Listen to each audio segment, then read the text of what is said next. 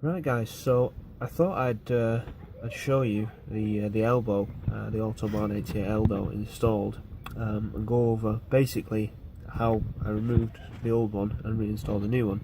And this should apply to any elbows really, but obviously there's some specific quirks with this elbow which I will go over. So the first thing is there's 4 bolts and 1 nut. They're all 14mm. I would strongly advise you to get a ratchet like this. Because it makes it a world easy. But yeah, like I say, they're all pretty easy to access. The one right down the back is easier to access from the bottom rather than the top, but you can get the rest of them out from the top, and then obviously you just drop it down and you're done. 2 things really worth noting, well 3 things actually worth noting. The first one is, if you see this, you see the actual nut there, there is very little room between the actual elbow itself and the pipe, which means that you have to put that one on first. So when you've got it in, when you're getting it in place, what you need to do is you need to basically balance it and put the nut on. That's the best way I can describe it. You've got to sort of loosen it off, turn it to one side and get the nut on and wind it on, because the nut will not fit past the elbow. It will not fit past this. There is literally no room. There is no room at all for these two to be in place. I don't know if you can see that. That's my little finger there. That's basically how much room it's got. You won't get it past it. And the same for removal as well. You'll need to basically it's got to go on first and it'll have to come off last, because you'll need to jiggle it around to get it on. Once you've started it, you will get it on, but just make sure you start with that nut, otherwise you'll put all of them in and then you can't get the nut on the stud because it's too big.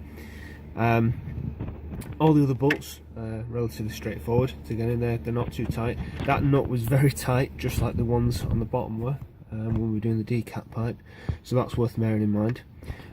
Also, you can see there's a nut that appears that's welded onto there. That didn't come like that. I welded that on.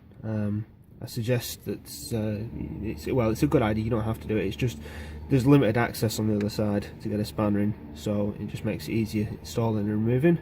So I would say that's a good thing to do.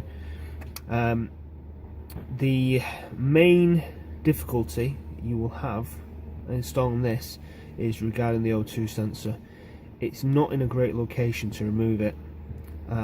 Basically, the heat shield is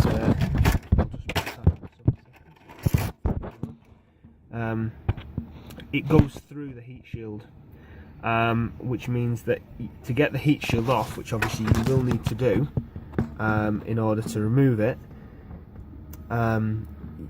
well, you either have to take the O2 sensor out or you have to cut the heat shield, which is what I did, and I'll show you what I did better when I go into the car in a minute. But essentially it is very simple to remove. Just those 4 bolts, that 1 nut. Again, make sure you've got a decent ratchet to do it. 6-point sockets are a good idea as well, because these can be very seized. But yeah, and you probably need to cut the heat shield. So we'll go into the car now and I'll show you what I mean regarding the heat shield. So underneath the car you can see where I've had to cut the heat shield. Normally this piece would come across the bottom there, and obviously with the O2 sensor in place you would not be able to lift the heat shield out. It is possible you could remove the O2 sensor, but it'd be a lot of work. I think you'd have to remove all this cowling, for instance, to get access to it, and even then it'd be difficult because these are generally quite tight, and mine was very tight. Like I say, and it's a lot easier to do it on the bench in a vise than it is on the car when you've got limited access.